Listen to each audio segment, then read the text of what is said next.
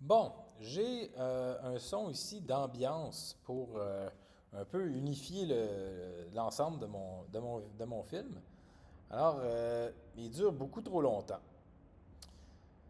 Ce que je vais faire, je vais le prendre, j'aurais pu le sélectionner comme on faisait tout à l'heure, mais cette fois-ci, je vais vous montrer une autre manière. Mais là, il me manque une piste. J'aimerais ça rajouter une piste. Alors, je vais le mettre dans le côté ici et je vais faire un clic droit.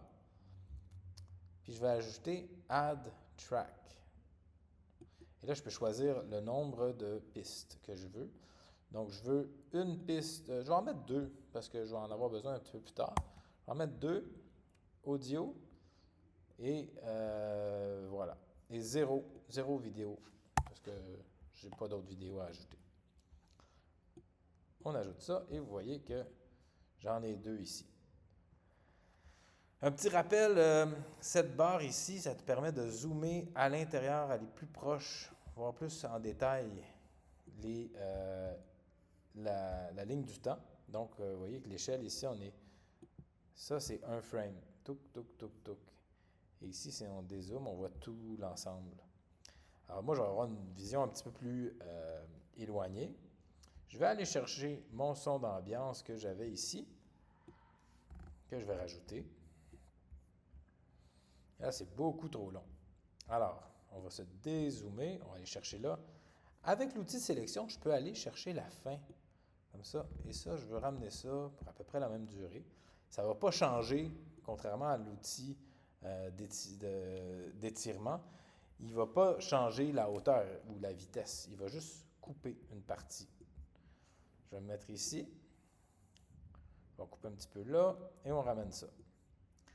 Là, moi, je voudrais, si on regarde ça au début, ça commence très sec. Alors, on va aller se mettre ici. Je voudrais qu'il arrive graduellement.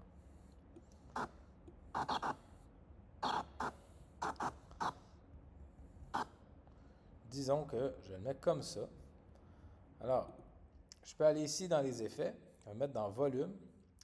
Et ici, ça, c'est ce qu'on appelle des images clés. Ça veut dire à ce temps-là, vous voyez, ça a rajouté un petit point ici. À ce temps-là, je veux qu'il y ait cette valeur-là. Et si je me mets au début, je vais baisser. Et vous voyez que ça fait une courbe ici. Ça fait une ligne qui monte graduellement. Alors, je vais le mettre, disons, à moins 30, moins 32. C'est très suffisant. Et vous allez voir que ça apparaît plus graduellement. On entend vraiment une progression arriver. Et ça, je vais faire la même chose à la fin.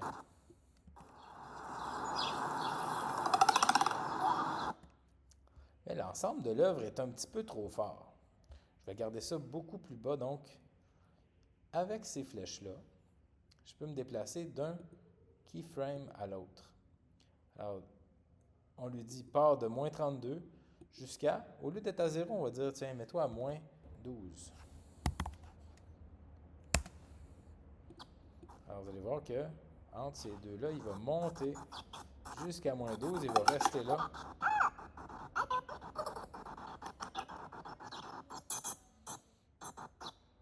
Et là, on va le faire réduire encore.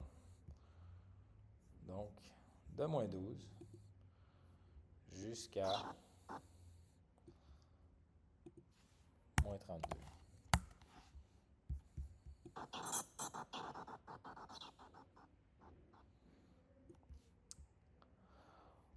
Je vais vous montrer aussi un petit raccourci pour cette même fonction-là. Vu que ça arrive souvent qu'on fasse des fade-in, fade-out, comme on appelle. Donc, ce principe-là, il peut se faire aussi. Vous voyez le petit carré qui est là. On peut aussi tirer et ça va ajuster la courbe automatiquement. Donc, c'est une autre façon de le faire. Voilà.